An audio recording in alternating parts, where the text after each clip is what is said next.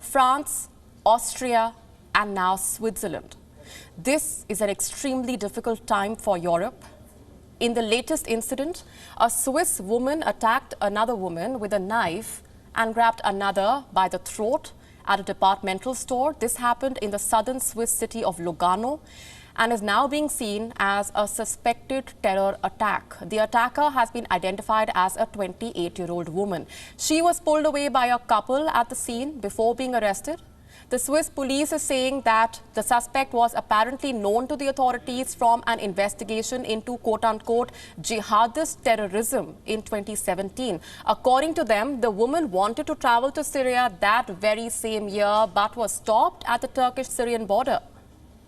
Norman Gobi, the leader of the Sino canton, where Lugano is situated, has said that his government is determined to defend the safety of its citizens. He said, and I'm quoting, "Switzerland is a country of peace, but being peaceful does not mean being helpless." Sebastian Kurz, the Chancellor of Austria, also has extended his support to the victims. He said, and I'm quoting, "We stand with Switzerland in these difficult hours. We will give a joint response to Islamist terrorism in Europe and defend our values." Remember, Switzerland has remained neutral in the ongoing clash between Europe and the Islamic world, but it has suffered due to extremism in recent months. In September, a fatal stabbing of a Portuguese man in the town of Morges alarmed the Swiss authorities. A possible terrorist motive for the crime is still being investigated. And the very same month, another man described as a leading Islamist militant was sentenced to 50 months in prison for ties with the Islamic State. He was dubbed as the Emir of Winterthur, somebody who was in touch with several convicted IS recruiters across Europe. Speaking of Europe, I'm sure you are aware of how the entire continent is on high alert.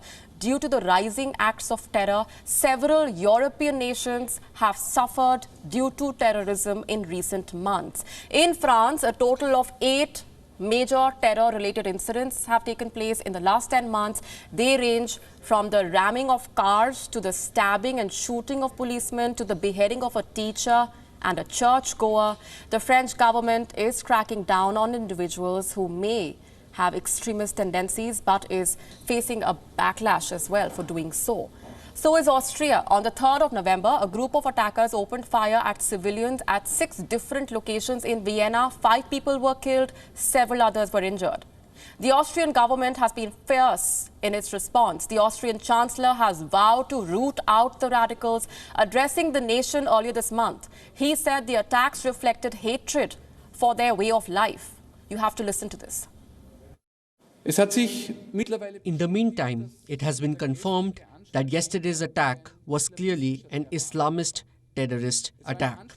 It was an attack of hatred. Hatred for our basic values, hatred for our way of life, hatred for our democracy, where all people are equal in rights and dignity. Thousands of miles away in Australia, some bold decisions are being taken to put an end to the menace. The Australian government has cancelled the citizenship of an Algerian-born Muslim cleric who was convicted of leading a terrorist cell that planned to bomb a football match in Melbourne. The case dates back to 2005. The man goes by the name of Abdul Nasir Benbrika. He is now the first person to be stripped of his citizenship while still in Australia. I'll leave you with this strongly worded statement by the Australian Minister for Home Affairs. In this instance, he spoke about thousands of Australians being killed, and that's what he advocated at the time. He's convicted, obviously, in relation to those matters, and it doesn't matter who it is. If it's a person that's posing a significant terrorist threat to our country, then we will do whatever is possible within Australian law to protect Australians, and that remains our priority. And in relation to Benbrika, we're taking action in the court at the moment that we believe will give us the best opportunity to keep Assailant in Swiss knife attack was jihadist, police. A Swiss woman who knifed a victim in the neck and grabbed another by the throat in a Lugano department store on Tuesday was a known jihadist who fell in love with a militant online and tried in vain to meet him in Syria police said on Wednesday.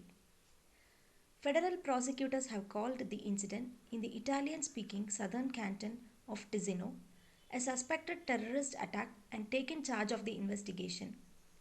Police investigations in 2017 revealed that the women had formed a relationship via social media with a jihadist fighter from Syria, the Federal Office of Police tweeted.